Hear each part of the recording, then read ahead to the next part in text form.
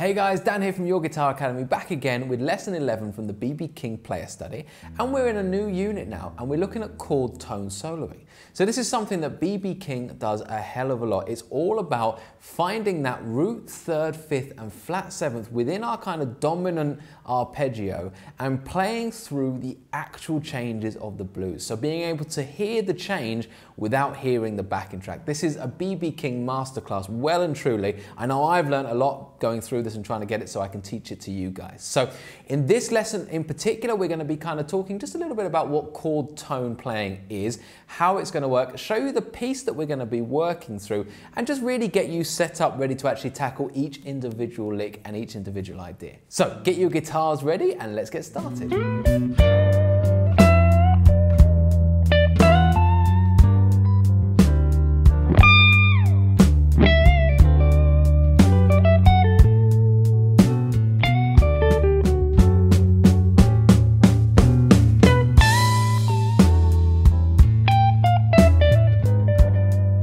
So if you've just joined us, don't forget that you can get all of the lesson write-ups, the interactive tab and the scale diagrams over on our website, and we'll post the links in the video and in the description below. Also, please do like and subscribe to the video, as well as leave us a comment below. It massively helps us spread the word about these courses. Finally, if you're on Instagram and want to share your progress by posting some videos of you playing these tracks, then please do tag us at Your Guitar Academy. We can't wait to see how you're getting on with them.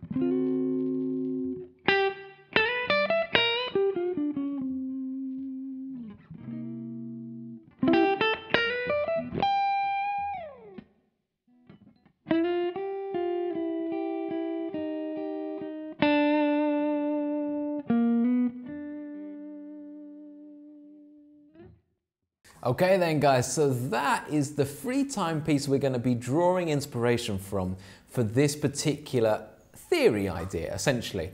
And what we're doing is we're going to be doing this concept of chord tone soloing. And what I mean by that is actually using the specific notes within the chord, in this instance the dominant seventh chords, to lead our improvisation.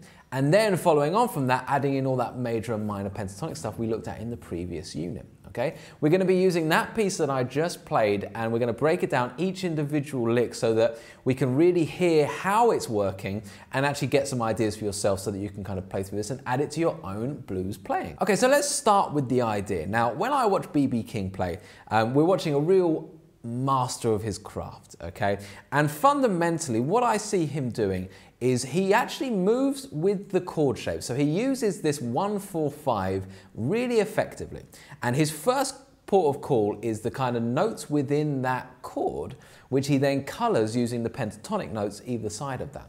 So what I mean by that is if he's playing in G, and he's playing on this one chord, you know, he will very much be using the root, the third, the fifth, and the flat seven as well from that dominant chord as his notes to choose from to start with. Okay, so actually highlighting the notes of the chord so that irrespective as to whether there's a bass player or a drummer or a keyboard player, whatever else, we can hear what chord he's on as he's playing it. Okay, and it doesn't have to be much. It can be very, very subtle. It can just be simply this. You know, this is just a really great example of just moving through basically an arpeggio.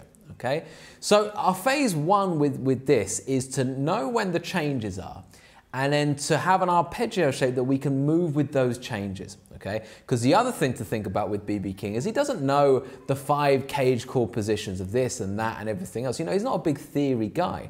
But what he does the best you can do. And he takes kind of basically one position, so really just this kind of E position, and just moves it across the neck, okay? Now, that gives us our basis, our framework, if you like. So we'll be playing kind of like based around the G or the G arpeggio, which I'll go through in a minute. Then we'll move up to the C arpeggio, which I'll go through in a minute. Again, I'm going to go through these shapes with you. But then to add the real flavor, to add the coloring, we stick to the theory we learned in the last unit. So this idea of major and minor in the root key. So in this instance, you know, let's say I've done this track in the key of G again, okay? And in this instance, you know, we know our pentatonic, minor and major across the neck, utilizing it with the cage chords to be able to find. Now that is still absolutely applicable, but we're going to add that extra layer of the specific chord arpeggio that we're playing over. Okay, so to give you a really rough example here, remember we're going to go through in the next set of lessons, all with proper in-depth examples, okay? But just to really kind of get your kind of brain working here and starting to kind of travel with this, if I was in G and I was on the 4 chord, as well as playing with my G major, G minor pentatonic, you know, so I've attributed this kind of, this G chord here in this part of the neck, let's say for example, and I've got my major pentatonic box 4 and I've got my minor pentatonic 3.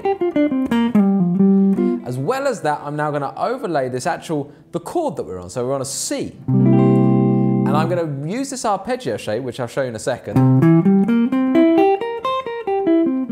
as my chord tone notes, and then color those in with the pentatonic notes around them in the root key. And that's the key, I say key too many times, that's the thing we need to really refine here. So we've got the chord tone notes, plus the notes of the general key, all to play with, okay? So I might do a lick like this. Okay, and then I'd go. Okay, so I'm really utilizing the chord tones, but then I'm also utilizing the pentatonic from the G within that, okay? So that's the basic idea that we're going to be going through here, and it will take a little bit of time because you're really adding a whole new, quite in-depth layer to what we've already learned, and that's already quite a big chunk, okay? So there's loads to kind of develop here as we go through it. Now the first stage to this, and what we're going to need to do in this lesson, is learn that arpeggio shape. So the arpeggio shape that we're going to be using, and where I see B.B.King playing most of the time, is this.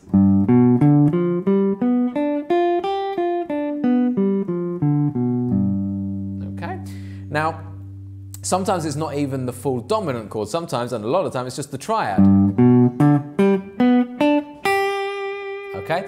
But for our purposes, to really kind of bring things together, we're going to use the dominant chord mainly, and where it is clearly the triad, I'll talk through that separately. But this is the arpeggio I want you guys to learn.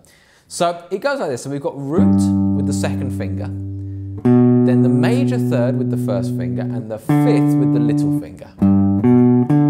Then the flat 7 is going to be the first finger on the 3rd fret of the D string. So we've got root, 3rd, 5th, flat 7. Then we're going to go through another octave of that. Root, 3rd, 5th, flat 7, and then root. And if you really wanted to be crazy, you could jump over to the major 3rd right up here, but that's not a necessary part of the shape, it's just something to consider. Okay? So really slowly, in terms of frets this time, we've got 3rd fret, 2nd fret, 5th fret, 3rd, 5th, 4th, 3rd, 6th, and 3rd fret. And now in terms of theory, in terms of our intervals, root, 3rd, 5th, flat 7, root, 3rd, 5th, flat 7, root. And if any of you guys are wondering, well, how do I pick that? I wouldn't be too worried about it. If you're just using this for B.B.King, then don't worry too much about how you pick it. Technique is not everything when it comes to this. It's more about knowing the notes. But I would say either stick to a down-up approach, so down, up, down, up, down, up, down, up, down. Or you can do an economy picking approach, which would be like this. Down, down, up, down, up, down, down, up, so economy picking just means the most economical way of picking through that. So in the instance of when you're going from string to string without 2 notes, so 1 note on each string, you just do all downstrokes. Down, down, down. But when you're doing 2 notes on a string, it'll be a down up. And And in reverse, you just reverse that concept. So down, up, up, because we're just going from string to string. Down, up.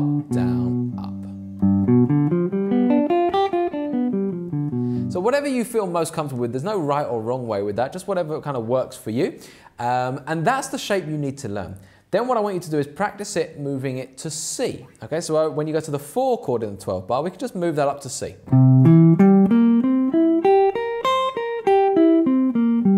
So literally up to the 8th fret.